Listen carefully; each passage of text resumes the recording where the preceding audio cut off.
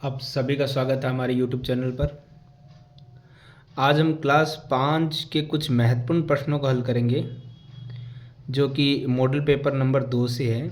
हमें सवाल दिया गया है, इसी प्रकार के पेपर में भी क्वेश्चन आएंगे। तो हमें दिया गया है सबसे पहले अधिक कोण का मान क्या होता है। देखिए अधिक कोण, सबसे पहले तो जो 90 डिग्री का कोण होता है वो होता है अपना समकोण। 90 डिग्री से कम का कोण होता है न्यून कोण और 90 डिग्री से अधिक के कोण को बोलते हैं अधिक कोण। तो यहाँ पे देखिए 90 से कम तो होगा नहीं, 90 के बराबर भी नहीं होगा क्योंकि 90 से कम न्यून कोण होता है, 90 के बराबर होता है समकोण। इनमें से कोई नहीं ऑप्शन तो वो बाद में देखेंगे। पहले तीसरा ऑप्शन देखते हैं। स नंबर जो है 90 से अधिक और 180 डिग्री से कम। जी हाँ, क्योंकि 90 से अधिक होता है अधिक कोण, लेकिन 180 डिग्री से कम होता है क्योंकि 180 डिग्री के कोण को सरल कोण कहते हैं। तो हमारा ऑप्शन रहेगा स। तो हम क्या करेंगे, इसे राइट ऑप्शन की जगह फिल कर देंगे स। सवाल नंबर इसी में दूसरा दिया गया, एक आयत की लंबाई हमें 40 सेंटीमीटर और चौड़ाई 60 सेंटीमीटर दी गई है, तो उसका क्षेत्रफल और परिमाप हमें ज्ञात करना है। तो देखिए आयत की लंबाई हमारे पास है, चौड़ाई भी हमारे पास है। आयत की लंबाई 40 सेंटीमीटर और आयत की चौड़ाई जो कि है 60 सेंटीमीटर। हमें सबसे पहले उसका क्षेत्रफल निकालना है। तो आयत का क्षेत्रफल का फॉर्मूला जो कि हमें पूरा लगाना पड़ेगा, तभी हमें 6 नंबर का जो सवाल है 6 नंबर मिल पाएंगे। लंबाई और गुणा में चौड़ाई। ठीक है, मैं यहाँ शॉर्टकट में लिख रहा हूँ, अदरवाइज़ आप पूरा लंबाई और चौड़ाई लिख सकते हैं। लंबाई हमारे पास है 40 सेंटीमीटर और चौड़ाई हमारे पास है 60 सेंटीमीटर। दोनों की हमें सिर्फ गुणा करनी है। तो गुणा आप रफ में अपना करके देख सकते हैं, ये हो जाएगा 2400 वर्ग सेमी या सेंटीमीटर स्क्वायर। इसी में हमें निकालना है आयत का परिमाप भी। तो आयत का परिमाप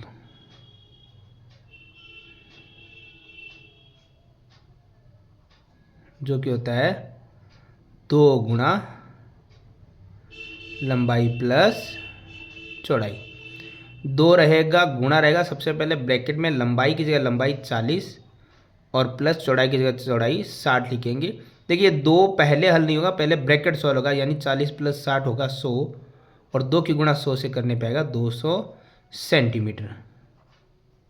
ये रहेगा हमारा परिमाप। आगे हमें सवाल नंबर जो 3 दिया गया है उसमें हमें यहाँ पे बताया गया है कि दी गई त्रिविमीय आकृतियों का समतलीय पृष्ठीय जाल बनाइए। देखिए सबसे पहले तो काफ़ी बच्चों को कन्फ्यूजन होता है त्रिविमीय द्विविमीय क्या होता है। द्विविमीय वो आकृतियाँ होती है, त्रि नहीं, पहले द्वि बता रहा हूँ मैं आपको, जिनके अंदर कुछ इस प्रकार से, जैसे कि आपने आयताकार आकृति पढ़ी है जिसमें सिर्फ सामने वाला भाग दिखता है। ठीक है, लंबाई चौड़ाई वर्ग भुजा भुजा, ये सब होती है द्विविमीय आकृतियाँ। ठीक है, डबल साइडेड। यहाँ पर हमें पूछा गया है त्रिविमीय आकृतियाँ। त्रिविमीय आकृतियाँ सबसे पहले मैं बता दूँ, जैसे घन घना बॉक्स के रूप में ऐसी चीज़ें बनती है जिसके लंबाई चौड़ाई ऊंचाई तीनों आ जाती है, जो हमें ऐसा लग रहा है कि हाँ ये हमें इस प्रकार से आकृति दिख रही है जिसमें ऊंचाई भी दिख रही है, लंबाई भी दिख रही है, चौड़ाई भी दिख रही है, ऑलमोस्ट सभी भुजाएं हमें नज़र आ रही है, सिर्फ सामने सामने से नहीं साइड से भी आ रहा है नज़र में, वो होती है त्रिविमीय आकृतियाँ। तो सबसे पहले होता है क्या है, ये जिस प्रकार के हमें दिया गया त्रिविमीय आकृति में एक प्रिज्म है, एक बेलनाकार, एक घनाभाकार। देखिए इस प्रकार की आकृतियों का हमें पृष्ठीय जाल बनाना है, यानी कि जैसे आपने बचपन में कागज में बनाए होंगे कि ये आकृतियाँ बन के तो इस प्रकार दिखेगी, लेकिन ये सबसे पहले अगर पूरी खुली हुई हो, इनका पूरा जो पृष्ठ हमें दिख रहा है दिखने में कैसा होता है। जैसे प्रिज्म में आपको थोड़ा कन्फ्यूजन रहेगा, सबसे पहले मैं आपको बता देता हूँ बेलनाकार आकृति में। देखिए बेलनाकार आकृति में आप इधर से देखोगे तो आपको एक सर्कल दिखेगा, क्योंकि ये सबसे आसान है ना, तो बताना में और समझाने में और समझने में तीनों तरीके से आसान है। ठीक है,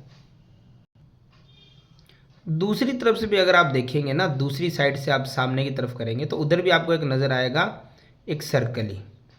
और अगर आपको इस प्रकार की एक आकृति बनानी है, सिर्फ ड्रॉ करके नहीं, ओरिजिनलिटी में कागज़ से या किस चीज़ से, तो सबसे पहले आपको दोनों तरफ एक सर्कल बनाने पड़ेंगे।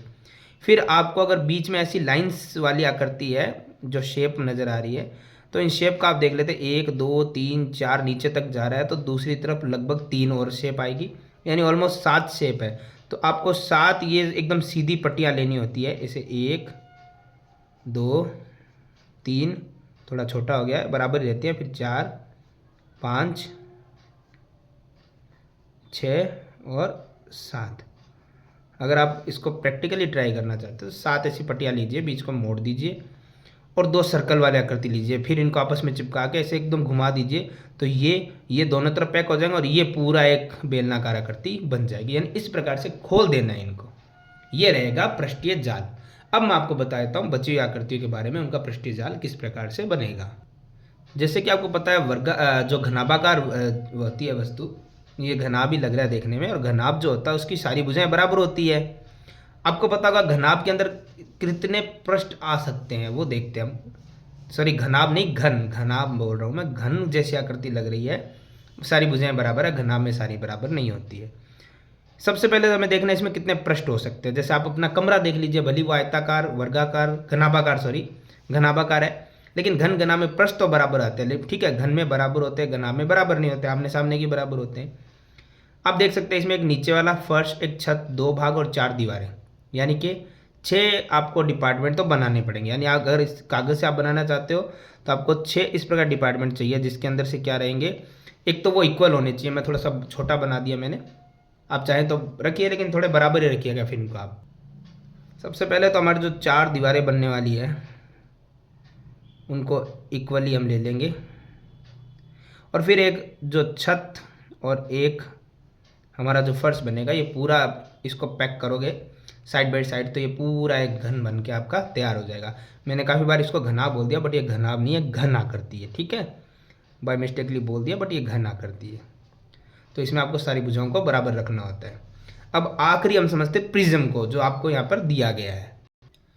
देखिए इस प्रिज्म में क्या है, हीरे के जैसा जो लग रहा है प्रिज्म बोलते हैं। 1 2 3 भाग इधर है, 3 भाग ही उधर है, यानी 6 भाग आने वाले। तो 6 भाग में सबसे पहले तो हम इस साइड बाय साइड जो बनाया इसको बना लेते हैं, ठीक है। इसको बनाने के लिए सबसे पहले हमें करना है कि ऐसे एक हाफ वे पर, यानी हाफ पेज के ऊपर सबसे पहले 3 और 3 6 ना, 3 इधर सामने दिख रहे, 3 पीछे की तरफ है। तो हमें क्या करना है, एक पॉइंट से लेना है इनको इस प्रकार से। जैसे मान लो मैंने एक ये ले लिया, दूसरा ये ले लिया, तीसरा ये ले लिया, ठीक है। इस प्रकार से हमें इनको बनाना।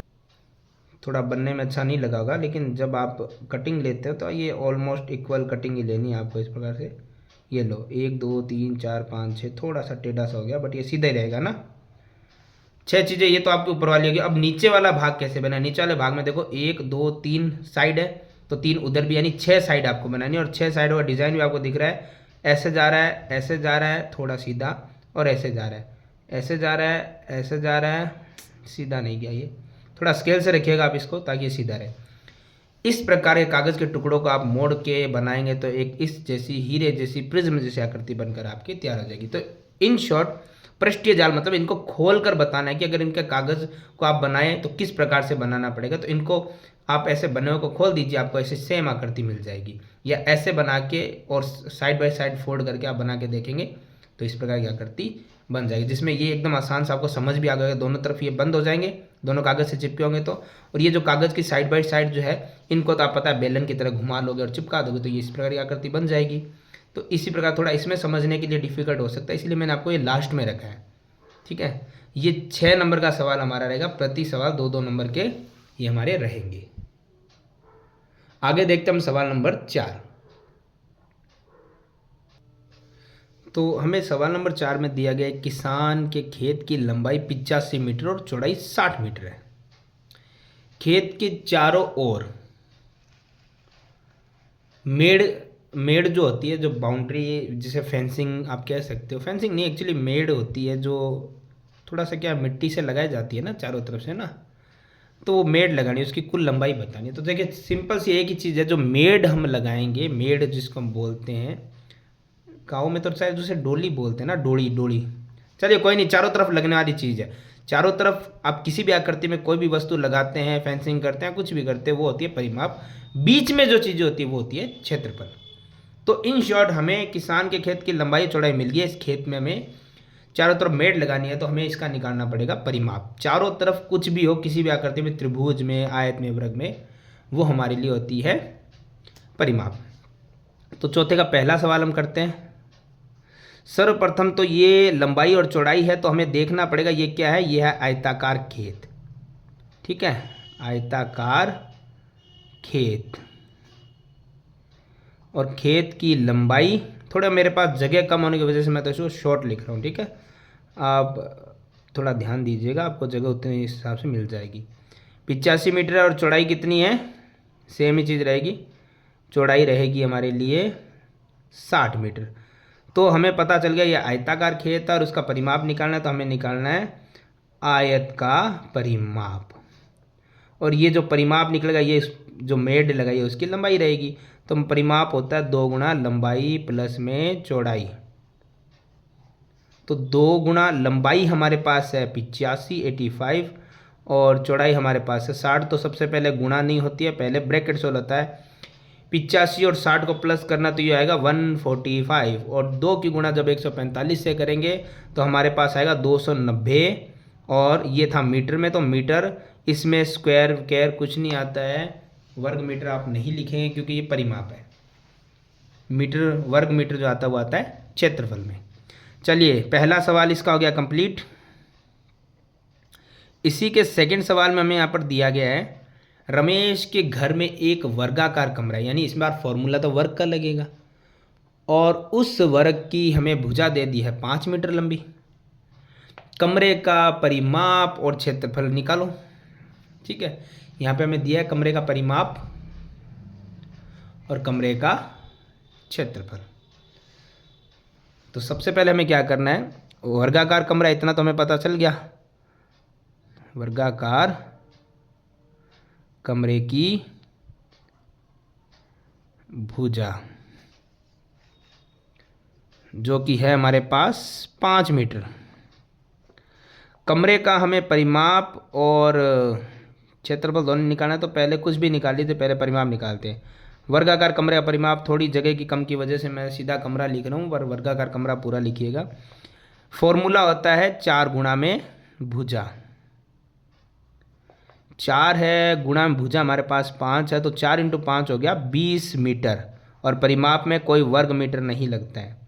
अब इसका क्षेत्रफल भी निकालना है, उसी वर्गाकार कमरे का निकालना है, तो मैं थोड़ी जगह की कमी की वजह से कमरे का क्षेत्रफल ही लिख रहा हूँ। आप लिखिएगा वर्गाकार कमरे का क्षेत्रफल, जो होता है भुजा स्क्वायर। भुजा हमारे पास थी 5 और 5 का स्क्वायर होता है 25।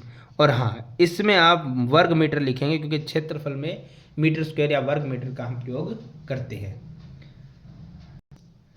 तो इस प्रकार हमारा सवाल नंबर 4 होता है कंप्लीट।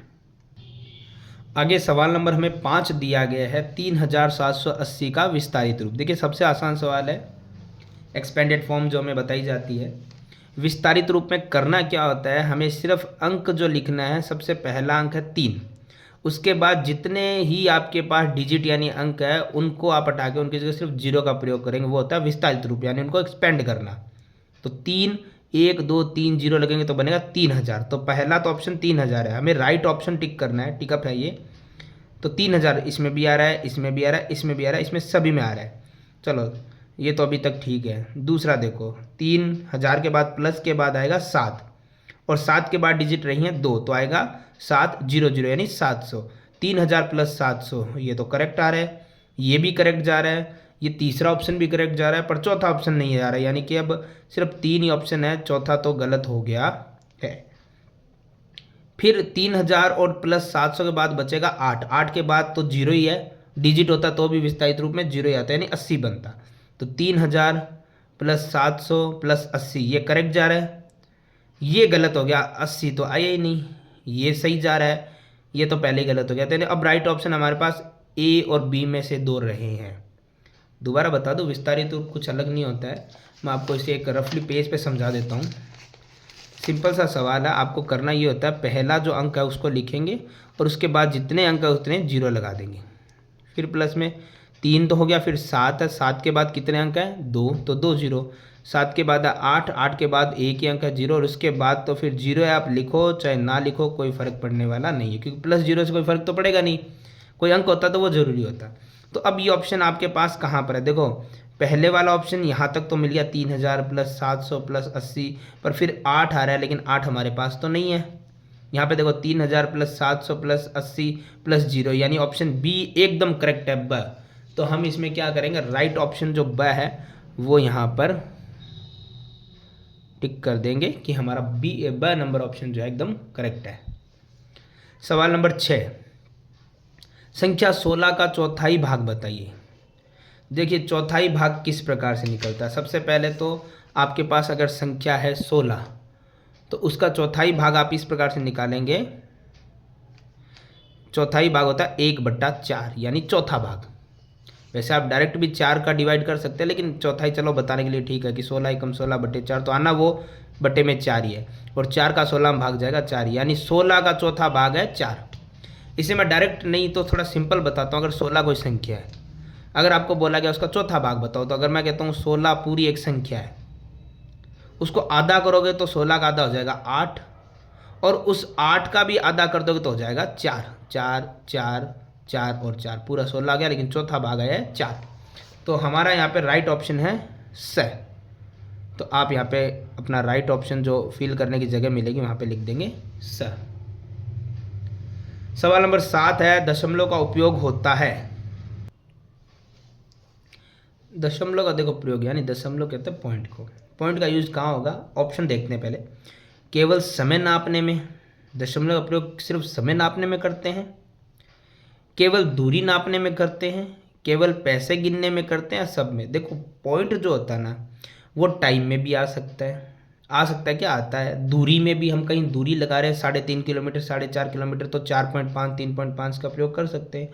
रुपए में भी हम करते हैं, ठीक है, कि 4.5 अगर रुपए है तो 4.50 लिखेंगे ना, तो पॉइंट का प्रयोग तो इसमें भी हो सकता है। इन शॉर्ट पॉइंट का प्रयोग हम इन सब में करते हैं, तो ऑप्शन आएगा इन सभी में। तो हम क्या करेंगे, द पर राइट टिक कर देंगे।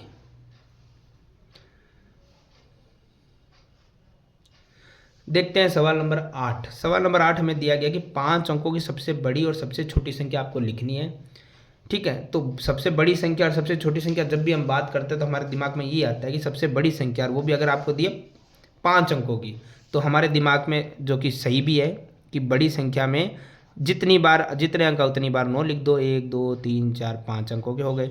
हालांकि ये अभी करेक्ट नहीं है, अभी हम सवाल को समझ रहे हैं पहले।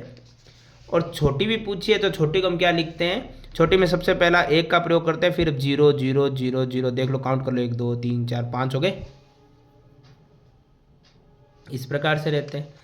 अब क्वेश्चन हमारे लिए ये है कि आप 5 अंकों की बड़ी छोटी संख्या तो लिख लो, परंतु उसमें एक प्रॉब्लम ये है कि इसमें जो दहाई का अंक रहेगा आपके लिए, दहाई का अंक वो रहेगा 6। तो दहाई का अंक 6 कैसे, चलिए वो समझते हैं हम, है ना। देखो दहाई का अंक होता है ये, और उन्होंने बोला है कि दहाई के अंक की जगह हमें कुछ और चाहिए ही नहीं, हमें वहाँ पे 6 चाहिए। दहाई के अंक की जगह में कुछ नहीं चाहिए, हमें क्या चाहिए, 6 चाहिए। तो हम क्या लिखेंगे, एक सिंपल सा ट्रिक रह गया हमारे पास कि सबसे बड़ी सबसे छोटी संख्या में पूछी थी, तो हमारे पास बाकी जगह तो ठीक था, बस दहाई की जगह हमें 6 लिखना है, बाकी तो वही लिखेंगे। तो 9 9 9 9 9 9, और दहाई अंक की जगह हम लिखेंगे 6, और लास्ट में फिर बच गया इकाई वाला 9। बाकी तो हमें कुछ बदलाव करना नहीं है, छोटी संख्या में वही करना है कि 1 0 0 तो वही रहेगा, और दहाई वाली संख्या की जगह में लिखना है 6 यानी 6, और फिर क्या रहेगा 0। तो ये हमारा सवाल नंबर 8 है, उसका पहला पार्ट हो गया कंप्लीट। दूसरा पार्ट मुझे लगता है बहुत सारे बच्चे खुद ही कर लेंगे इस चीज़ को, क्योंकि यहाँ पे तो कितना सिंपल सा दिया गया है कि कुछ संख्याएं हमारे पास दी गई संख्याएं जो आपके पास ये रही, और इनको हमें अवरोही क्रम में लिखना। अवरोही क्रम होता है, हमें सीधी सीधी मैं बात में आपको बताऊं, बड़े से छोटा। तो देखिए बड़े से छोटा, यानी आपको सबसे पहले बड़ा अंक ढूंढना है। कुछ बच्चों के लिए ये सवाल बहुत आसान है, कुछ बच्चे इसमें भी थोड़ा सा उनको प्रॉब्लम होती है। तो आसान तरीका ये है, सबसे पहले आप एक काम कीजिए, अपनी सारी संख्याओं को देख के ये देखिए, इकाई दहाई तो मुझे लगता है सभी बच्चों को आते ही है काउंट करने, कि ऐसे वो देख ले कि इकाई दहाई सैकड़ा हज़ार 10,000, इकाई दहाई सैकड़ा हज़ार 10,000, क्योंकि कई बार संख्या के आप एक संख्या 10,000 में आ रही है, 1,000 में आ जाए, तो छोटे बड़े का डिफरेंस तो वहीं क्लियर हो जाएगा। इकाई, दहाई, सैकड़ा, हज़ार, 10,000, इकाई, दहाई, सैकड़ा, हज़ार, 10,000, इकाई, दहाई, सैकड़ा, हज़ार, 10,000, यानी सारी संख्या 10,000 में काउंटिंग में आ रही है। किसी को अगर इकाई दहाई में भी प्रॉब्लम हो तो वो ये भी करके देख सकता है। देखो इसमें अंक कितने हैं, 1 2 3 4 5, 1 2 3 4 5, 1 2 3 4 5, 1 2 3 4 5, 1 2 3 4 5, यानी अंक सब में बराबर है। सब में बराबर है तो आपको सबसे पहला अंक देखना, इसमें क्या है 7 7 7 7 7, पहले अंक से तो डिसाइड नहीं हुआ कौन बड़ा है। दूसरे देखते हैं 3 6, अभी तक तो ये बड़ा है, 3 जी नहीं, वो 6 वाले ही बड़ा है, 6 3, तो हमें 6 वाले दो संख्या मिली, एक तो ये और एक ये। 3 वाली संख्या तो छोटी है, और चूंकि हम अवरोही क्रम कर रहे हैं तो हमें पहले बड़ी संख्या चाहिए, तो बड़ी अभी तक तो ये 2 मिली है। अब इनमें भी एक चीज़ है कि 7 6 7 6 दोनों में कॉमन आ गया। अब तीसरा अंक देखते हैं, इसमें है 5, इसमें है 4, तो ये तो बड़ा ये है 76,543, ये 76,435, तो ये सबसे बड़ी संख्या है। तो हम क्या करते हैं, सबसे पहले इसी को ही लिखते हैं 76,543। अब उसके बाद हमें पता है कि बाकी 73,000 73,000 73,000 है, लेकिन 76,000 में एक और संख्या थी, तो 73 के आगे तो वो 76 बड़ी रहेगी। एक 76 वाली सबसे बड़ी हमने लिख दी, अब दूसरी लिख देंगे 76,435, 2 हो गई। अब हमारे पास 3 संख्याएं हैं, तीनों में एक चीज़ हमने देख लिया, 73 73,000 73,000 73,000 तीनों में कॉमन है। तो हम देखेंगे अब आगे वाला डिजिट 73,500, 4 बाद में देखेंगे, 73,500 यानी तीसरा अंक 5 है, 73,500 इसमें भी 5 है, 73,600, तो देखो 73,500 73,500 73,600, तो अब इनके अंदर तो यही बड़ी है 73,654। इसके बाद अब हमारे पास सिर्फ 2 ही संख्या बची है, ये वाली और ये वाली, 73,504 73,564। कोई बच्चा ऐसे समझे तो 73,564 बड़ा उसे पता चल गया, और कोई ये भी नहीं समझे तो देखो 735 कॉमन था, अब नेक्स्ट डिजिट 0 है और ये 6 है, तो यही संख्या बड़ी रहेगी। जगह नहीं है तो हम यहाँ पे नीचे लिख देते हैं ना, इसके आगे ही चल रहा है ये क्वेश्चन, वैसे यहाँ लिख देते हैं ना, या इसके आगे लिख देते हैं, यहाँ पे है जगह अभी 73,564। अब तो कहीं देखने नहीं आएगी संख्या बची है 73,504, तो हम उसको भी नोट कर देते हैं। ये हमारा हो गया सवाल नंबर 8 का सेकंड। अब इसके अंदर जो तीसरा जो क्वेश्चन हमारे पास है, तीसरा क्वेश्चन वो दिया गया है कि आपको एक संख्या दे रहे हैं हम, जो कि है इकाई, दहाई, सैकड़ा, हज़ार, 10,000, लाख, 10 लाख, करोड़, 10 करोड़, यानी कि 24 करोड़ 37,81,284 है। उसको अंतर्राष्ट्रीय संख्या में लिखिए, पद्धति में लिखिए, सॉरी। तो देखिए अंतर्राष्ट्रीय संख्या पद्धति क्या होती है। कुछ बच्चे अंतर्राष्ट्रीय देखते ही सोचेंगे हमें शब्दों में लिखना है, लेकिन ज़रूरी नहीं होता कि हर बार शब्दों में पूछे। हाँ, अगर ये कहता कि अंतर्राष्ट्रीय पद्धति में शब्दों में लिखे तो हम शब्दों में भी लिखते हैं, लेकिन यहाँ पे आपको शब्दों में नहीं पूछा है। यहाँ हमारा क्वेश्चन है कि इस 24 करोड़ 37,81,284 को अंतर्राष्ट्रीय पद्धति में लिखना है, पर कहीं शब्दों का नहीं लिखा तो लिखना अंकों में ही है, लेकिन किस प्रकार से, चलो देखते हैं। जैसे कि मैं ये कहता हूँ, अगर हमारे पास कोई संख्या है, कुछ भी मान लेते हैं, है ना। देखिए अगर आपको कहेंगे इसे भारतीय पद्धति में, तो आपको पता है कि इकाई, दहाई, सैकड़ा अंकों में ही लिखना है, तो इकाई, दहाई, सैकड़ा पे कॉमा लगता है, फिर 1000 10,000 पे, लाख 10 लाख पे, इस प्रकार से कॉमे लगते हैं। पहली बार 3, फिर 2 के जोड़े पे कॉमे लगते हैं। अंतर्राष्ट्रीय पद्धति में ऐसा नहीं होता। अंतर्राष्ट्रीय पद्धति में क्या होता है, चलिए आपको यहीं पे डायरेक्ट बताते हैं। सबसे पहले संख्या लिखी जाएगी 24 करोड़ 37,81,284।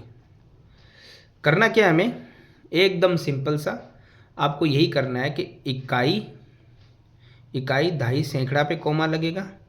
अंतर्राष्ट्रीय पद्धति में आता है 1000, 10,000, 100,000, ठीक है, और 100,000 के बाद आता है मिलियन, 10 मिलियन। कहने का मतलब ये है, अगर मैं आपको सीधा एकदम सिंपल भाषा में बोलूँ तो अंतर्राष्ट्रीय पद्धति में आपको 3 डिजिट के बाद ही कॉमा लगाना है, और उसको अंकों में लिखने का अंतर्राष्ट्रीय पद्धति का मतलब यही है। और भारतीय पद्धति में आपको बता चुका हूँ, पहली बार 3, फिर 2 के बाद कॉमे लगते हैं, 2 अंकों के बाद। इसमें सभी 3 अंकों के बाद ही कॉमे लगते हैं। ये हमारा अंतर्राष्ट्रीय पद्धति रहता है। और ये हमारा सवाल नंबर जो 8 था वो होता है कंप्लीट।